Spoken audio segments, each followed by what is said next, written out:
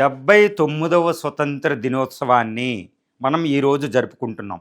దీన్ని పురస్కరించుకొని on the eve of the 79th independence day of our country మన ప్రధాని నరేంద్ర మోడీ గారు ఈరోజు రెడ్ ఫోర్ట్ నుంచి ఎర్రకోట అనే ఢిల్లీలో ఎర్రకోట నుండి from the ramparts of the red fort of the Delhi అక్కడి నుంచి దేశ ప్రజలను ఉద్దేశించి ప్రసంగించారు. 142 కోట్ల మంది ప్రజలకి ఈరోజు రక్తం మరిగింది అనుకుంటున్నాను నేను. రక్తం మరిగింది.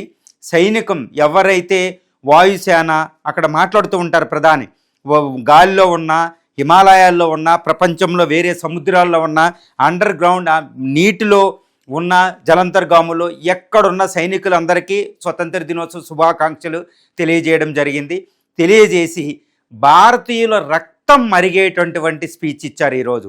ఎంతో తెలుసండి, మొత్తం భారతదేశం 1947లో స్వతంత్రం వచ్చినప్పటి నుండి జవహర్లాల్ నెహ్రూ నుండి ఇప్పుడు మోడీ గారి వరకు ఉన్న 18 మంది ప్రధానుల్లో ఎక్కువ సమయాన్ని దేశ ప్రజలను ఉద్దేశించి ఈరోజు మాట్లాడారు. మొత్తం 103 నిమిషాల పాటు ఆయన దేశ ప్రజలను ఉద్దేశించి మాట్లాడడం జరిగింది.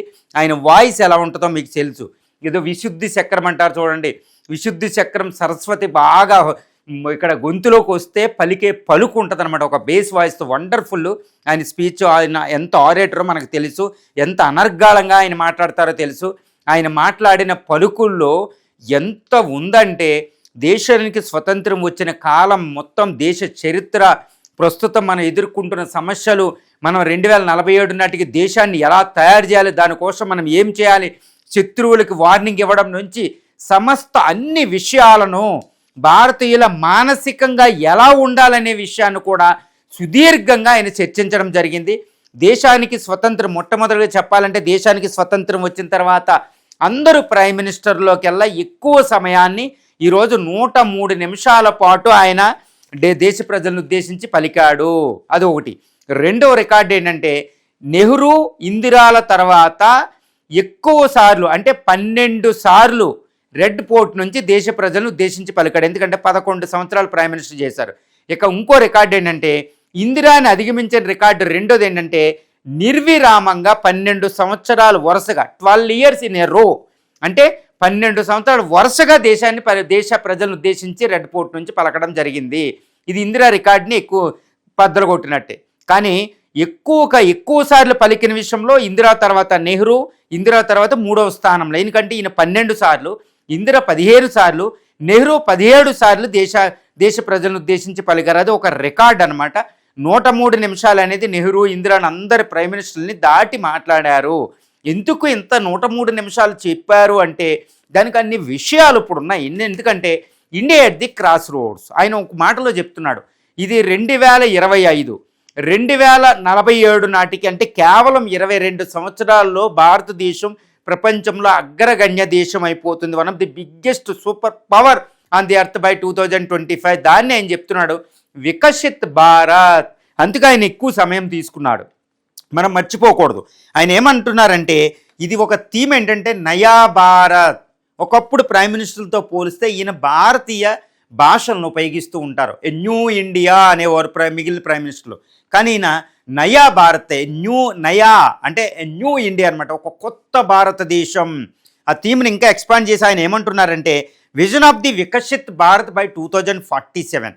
మనం 2047 నాటికి ఎలా ఉండాలి, శత్రువుల్ని గట్టిగా తిట్టే ముందు ఈయన చెప్పిన మాట అనమాట. దాన్ని ఏమంటున్నాడు, prosperous, secure and bold India. Prosperous, secure and bold India. సుసంపన్న, సురక్షిత మరియు సాహసోపేతమైన బోల్డ్ ఇండియాగా దేశంగా ఉండాలి. ఆయన ఒక నిర్దేశం చేశాడనమాట భారతీయ ప్రజలకి వచ్చే 22 సంవత్సరాలు ఎలా ఉండాలని. తర్వాత ఆయన ఒక మాట అంటున్నాడు.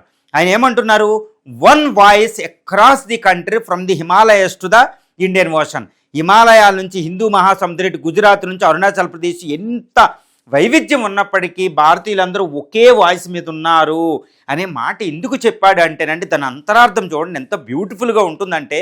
ఎందుకంటే మన ఆపరేషన్ సింధూర్ జరిగేటప్పుడు భారతదేశంలో ఎన్ని జాతులు, ఎన్ని మతాలు, ఎన్ని కాస్ట్లు, ఎన్ని ప్రాంతాలు, ఎన్ని ఉప ప్రాంతాలు, ఎన్ని రాజకీయ ఐడియాలజీ, ఎన్ని సైద్ధాంతిక విభేదాలు ఉన్నా, స్త్రీ పురుషులు ఎంతమంది ఉన్నా ఒకటే వాయిస్తో భారతీయ హృదయం ద్రవీకరించి భారతీయులు ఒకే వాయిస్తో పలకడం అనేది ఆయన చెబుతున్నారు. ఇప్పుడు మొన్నే మనం ఎక్స్పీరియన్స్ పొందాం. అరే ఐక్యత, ఏ యూనిటీ ఆఫ్ ది కంట్రీ ఎలా ఉంటుందో ఆయన దేశ ప్రజలకు చెప్తూ ఉంటే రక్తం మరిగిందండి అక్కడ రెడ్ పోర్ట్ నుంచి దేశమంతా.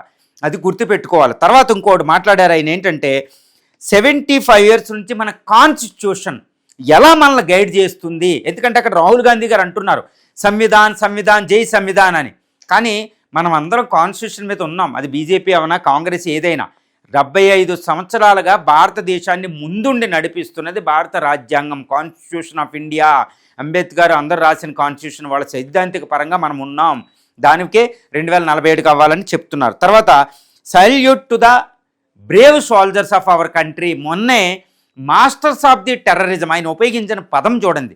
ద మాస్టర్స్ ఆఫ్ ది టెర్రరిజానికి మన సోల్జర్స్ అన్ఇమాజినబుల్ పనిష్మెంట్ ఇచ్చారు. అసలు ఊహాతీతమైన, ఊహించుకోవడానికి వీలు లేకుండా పనిష్మెంట్ ఇచ్చారు మన సోల్జర్స్, బ్రేవ్ సోల్జర్స్. వాళ్ళకి సల్యూట్ ప్రకటిస్తున్నాను, వాళ్ళకి నమస్సుమాంజలి అని తల దించి మరి దండం పెట్టారు. ఆయన చూసుకోండి ఎంతటి ఉద్విగ్నంగా అక్కడ సాగిందంటే ఈ ప్రసంగం. ఆ టైంలో ఆపరేషన్ సింధూర్, భారత్ పాకిస్తాన్ యుద్ధం జరుగుతూ ఉంటే మనం మే 7 నుంచి మే 10 వరకు ప్రతి భారతీయుడు ఎలాంటి ఎక్స్పీరియన్స్ పొందామో, దేశభక్తి రగిలి, అదే దేశభక్తిని ఇంకొకసారి ప్రైమ్ మినిస్టర్ అక్కడ రెడ్ పోర్ట్ నుంచి దేశ ప్రజలకి గుర్తు చేశారు.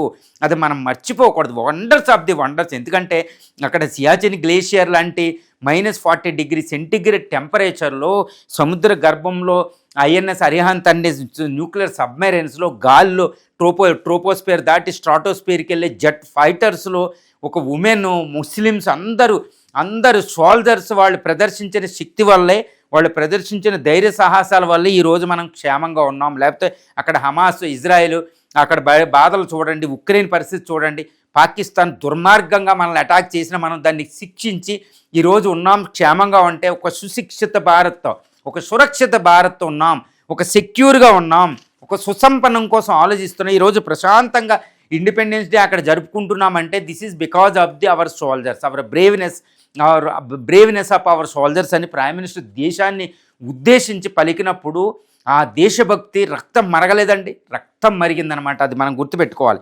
తర్వాత blood and water will not flow together అని పాకిస్తాన్కి మళ్ళా వార్నింగ్ ఇచ్చారు. మేము బ్లడ్, సింధు నది వాటర్ జరగవు, సింధు నది మేము ఇవ్వము, సింధు వాటర్ మేము ఇవ్వము, నువ్వేం చేసుకుంటావో చేసుకో అని పాకిస్తాన్కి అవుట్ రైట్ హెచ్చరిక జారీ చేశారు.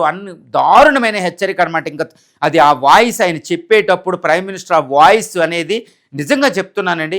నేను ఇందిరా ప్రసంగాలు విన్నా, నెహ్రూ ప్రసంగాలు, అందరూ ప్రసంగాలు విన్నా, ఒక రకమైన ఒక సైనికుడిగా పలికిన పలుకులు అక్కడ ఆయన ఒక టోన్లో కనపడింది. పాకిస్తాన్కి ఎంత భయం పట్టుకుని ఉంటుందో మీరు ఊహించుకోండి. ఇవ్వము సింధు నది, మీరు టెర్రరిజం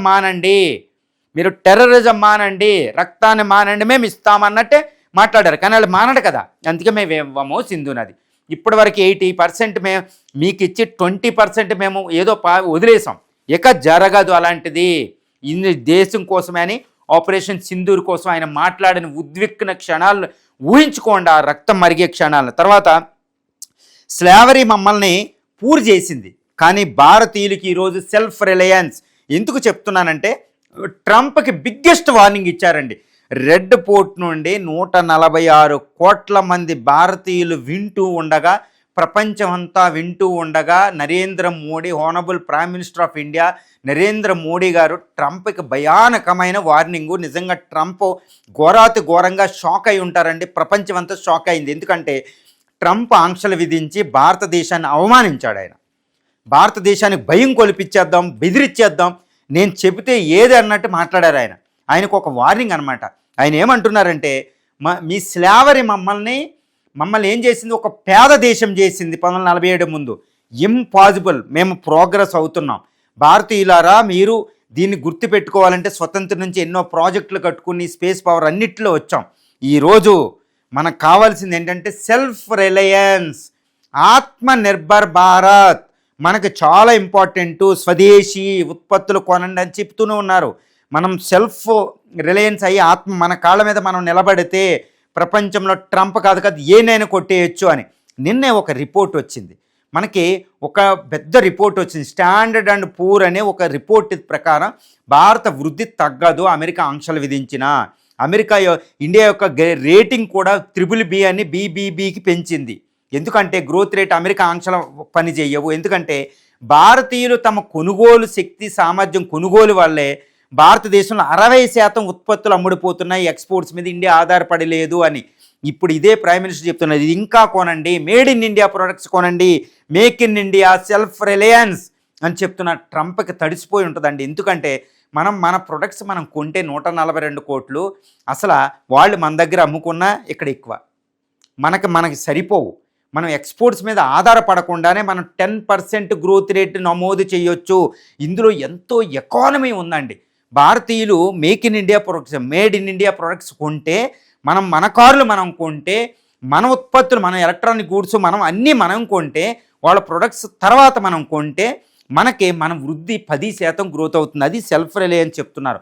అందరూ కష్టపడండి అని చెప్తున్నారు. ఒక దేశ ప్రజలకి ఒక ప్రధానమంత్రి ఉద్బోధ ఎలా ఉంటుందో మనం మోడీ నుంచి తెలుసుకోవచ్చు. గుర్తుపెట్టుకోవాలి, లాల్ బహదూర్ శాస్త్రి 1965 యుద్ధం సమయంలో దేశమంతా తిరిగి జై కిసాన్ జై జవాన్ అంటూ పలికారు. ఇందిరా 1971 యుద్ధంలో Nehru the tryst with destiny అని. ఏ ప్రైమ్ మినిస్టర్ అయినా అద్భుతంగా రెడ్ ఫోర్ట్ నుంచి ఉంటే, మోడీ గారు ఈరోజు ఇచ్చిన ప్రసంగం 1947కి 2047 నాటికి దేశం ఎలా ఉండాలో ఆయన ఉద్బోధ చేసిన విధానం చూస్తేనండి ఒక వండర్స్ ఆఫ్ ది వండర్స్ అండి. తర్వాత ఆయన ఏం చెప్తున్నారు, సెమీ కండక్టర్ అని, చిప్ మేకింగ్ అని, ఎలక్ట్రానిక్ గూడ్స్ అండి, nuclear energy, space technology, 4th industrial revolution, ఏఐలో, వీటన్నిటిలో ప్రతి బ్రాంచ్లో ఇండియా శక్తివంతం అవ్వాలి. దాన్ని ఏమంటారంటే, ఒక రకంగా చెప్పాలంటే 4th industrial revolution, we are in AI era అండి. దానికోసం మాట్లాడారు ఆయన, అది ఉద్బోధ చేశారు. భారతీయులు ఎన్ఆర్ఐలు ఎక్కడున్నా, ఇండియాలో ఎక్కడున్న టెక్నికల్ మీరు చేస్తేనే ఇది అవుతుంది అని ఆయన ఉద్బోధ చేయడం మనం ఇక్కడ చూడవచ్చు. తర్వాత ఫార్మసీ ఆఫ్ ఇండియా, ప్రపంచంలో అతి తక్కువగా ధరకే మందులు ప్రపంచానికి ఇవ్వడమే కాదండి, మనం ఇచ్చుకుంటున్నామని ఫార్మసీ ఆఫ్ ది ఇండియా అని చెప్పి ప్రపంచ ఎగుమతుల ఫార్మసీలో one of the greatest growth rate ఉంది. ఇది అవసరమని పబ్లిక్ హెల్త్ కోసం మాట్లాడారు ఆయన. తర్వాత ఆయన ఇంకోటి చెప్తారు, ఇండియా సెక్యూరిటీకి సంబంధించి నో కాంప్రమైజ్ అటాలని ఇటు పాకిస్తాన్కి ఇటు అమెరికాకు ఒకేసారి వార్నింగ్ ఇచ్చి మన శత్రు దేశాలు చైనా అన్నిటికీ వార్నింగ్ ఇవ్వడం జరిగింది. ఏమనంటే ఆపరేషన్ సింధూర్లో స్వదేశీ ఆయుధాలు ఎలా ఉపయోగపడ్డాయి, అది డిఫెన్స్లో స్వదేశీ అని ఆయన చెప్పారనమాట. మన ఆయుధాలు చెప్పి కొత్త పథకం ఒకటి మొదలుపెట్టారన్నమాట, ఆపరేషన్ సుదర్శన్ చక్ర మిషన్ అని. ఎన్నో కోట్లు మనం రాబోతుంది, ఎంతో టెక్నాలజీ రాబోతుంది, ఆత్మనిర్భర్ భారత్ రాబోతుంది. డిఫెన్స్లో మనం సెక్యూర్ ఇండియా అని ఇందాక చెప్పారు కదా, నయా ఇండియా థీమ్లో ఆయన ప్రాస్పరస్ సుసంపన్నమైన భారతదేశం, సెక్యూర్ ఇండియా, సురక్షిత భారతదేశం అని చెప్పారా లేదా, ఆ విషయాన్ని మళ్ళీ ఇక్కడ వర్ణించి చెప్తున్నారు. తర్వాత సాహసోపేతం బోల్డ్ ఇండియా, ఎకనామికల్ అన్ని విషయాల్లో చాలా ధైర్యంగా స్టెప్ వేయాలని చెప్తున్నారు. ఇప్పుడు సురక్షిత భారత్లో భాగంగా ఆపరేషన్ సింధూర్లో మనం ప్రదర్శించిన ఆయుధాలలాగా ఇంకా ఆయుధాలు రావాలి అని ఆయన చెప్తున్నారు. తర్వాత స్పేస్ టెక్నాలజీ, శుభాంశు శుక్ల ఇప్పుడే స్పేస్ నుంచి వచ్చారు. తర్వాత గగనాయన మిషను, స్పేస్ స్టేషన్ రాబోతుంది, స్పేస్ సూపర్ పవర్గా ఇండియా అవతరిస్తుంది అని ఆయన ఉద్బోధ చేసి ఎన్నో మిషన్లు ఉన్నాయని చెప్పారు. తర్వాత గ్లోబల్ మార్కెట్లో సమృద్ధి భారత్, వోకల్ ఫర్ లోకల్ అంటూ మాట్లాడుతూ గ్లోబల్ మార్కెట్లో భారత ఉత్పత్తులు వెళ్ళాలి, ఈ సమయం వచ్చింది, ఇండియా బ్రాండ్ వెళ్ళాలి, ప్రపంచ మార్కెట్ను ముంచెత్తాలి, అప్పుడే మనం సూపర్ పవర్గా 2047 నాటికి వికసిత్ భారత్ వస్తుంది అని ఆయన చాలా జాగ్రత్తగా మనకు ఉద్బోధించారు. తర్వాత ఇంకో గుడ్ న్యూస్ ఏంటంటే జిఎస్టీ, ఒక new version of the GST వల్ల కింద బాధలు పడుతున్నారు. ఈ జిఎస్టీలో కొత్త పథకాన్ని ప్రవేశపెడతానని చెప్పారు. ఇప్పుడు ఐటీ యాక్ట్ ఫ్లెక్సిబుల్గా ఉంటుంది. ఇది 3rd జనరేషన్ ఎకనామిక్ రిఫార్మ్స్లో భాగం అండి. ఇది అప్పుడే మనకి ఎక్కువ పెట్టుబడులు అవుతాయి. ఇది అమెరికా టారిఫ్స్కి పెద్ద సమాధానమే. జిఎస్టీ అనేది చాలా పెద్ద విషయం ఉంది ఇక్కడ. తర్వాత అండి పిఎం వికసిత్ భారత్ రోజ్గార్ యోజన అని 1 lakh crores ఎవరైతే కొత్తగా జాబులు సంపాదిస్తారో వాళ్ళకి మొట్టమొదటిగా 15,000 ఇచ్చి కంపెనీలకు జాబ్ క్రియేషన్ చేసిన వాళ్ళకి ప్రైవేట్ కంపెనీలకి ఇస్తాయి. ఈ విధంగా ప్రైవేట్ ఎంప్లాయ్మెంట్ని వృద్ధి చేయడానికి చేసిన పథకం 1 lakh crore స్కీమ్ ఆయన రెడ్ ఫోర్ట్ నుంచి అనౌన్స్ చేయడం జరిగింది. తర్వాత దీంతోపాటు గ్లోబల్ ఎకానమీకి మన ఇండియా అనేది ఒక రే ఆఫ్ హోప్. అక్కడ ట్రంప్ అంటున్నాడు డెడ్ ఎకానమీ అని. We are not dead economy, we are active economy, robust economy, vibrant economy అని చెబుతున్నాడు ఆయన. తర్వాత వైబ్రెంట్ డెమోక్రటిక్ సిస్టమ్ కోసం చెప్తున్నాడు. గుర్తుపెట్టుకోండి, ఇది మన డెడ్ ఎకానమీ కదని ట్రంప్కి గట్టిగా కోటింగ్ ఇవ్వడం జరిగింది. We are strongest economy, one of the fastest growing economy, a ray of hope for the, ప్రపంచానికి ఒక ధృవతార ఇది, ఒక దిక్చూచి ఇది భారత ఎకానమీ అని చక్కగా ఆయన వర్ణించడం జరిగిందనమాట. తర్వాత ఇంకొక అద్భుతంగా ఆయన చెప్పింది ఏంటంటే డైవర్సిటీ ఆఫ్ ఇండియా, భారత వైవిధ్యం కోసం ఆయన చెప్పాడండి. ఒక అద్భుతం చెప్పాడు. డిఫెన్స్ తర్వాత ఆయన భారత వైవిధ్యం ఎంత బాగుంటుందండి, కల్చరల్కి వెళ్ళి స్పీర్కి వెళ్ళి ఆయన చెప్పాడు. ఒక స్టోన్ ఏజ్ టు స్పేస్ ఎరా మనకు ఉంటుంది, ఒక రాతి యుగం నుండి స్పేస్ ఎరా వరకు ఉన్న అన్ని టెక్నాలజీలు మన భారతదేశంలో చూడగలుగుతాం.